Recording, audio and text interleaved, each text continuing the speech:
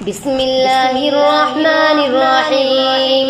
الحمد لله رب العالمين، والصلاة والسلام على سيد الأنبياء والمرسلين وعلى آله وصحبه أجمعين. أما بعد، فإن أصدق الحديث كتاب الله، وأحسن الحديث حديث محمد صلى الله عليه وسلم، وخير الأمور عوازمها، وشر الأمور محدثاتها، وكل محدثة بدعة، وكل بدعة ضلالة، وكل ضلالة في النار.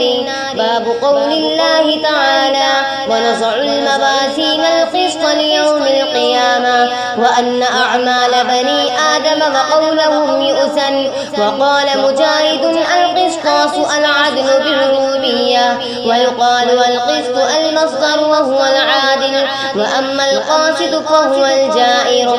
وبالسند المتصل منا إلى الشيخ الإمام الحمام الحافظ الحجة أمير المؤمنين في الحديث أبي عبد الله محمد بن إسماعيل بن إبراهيم بن المغيرة بن بردزبة الجعفي اليماني البخاري رحمه الله تعالى: اللهم انفعنا وارفعنا بعلومهم وعلومكم أجمعين، آمين يا رب العالمين. أنه قال: حدثني أحمد بن أشكاب قال حدثنا محمد بن فضيل عن عمارة بن القعقاع عن أبي زرعة عن أبي هريرة رضي الله تعالى عنه قال: قال النبي صلى الله عليه وسلم: كلمتان حبيبتان إلى الرحمن، خفيفتان على اللسان، ثقيلتان في الميزان،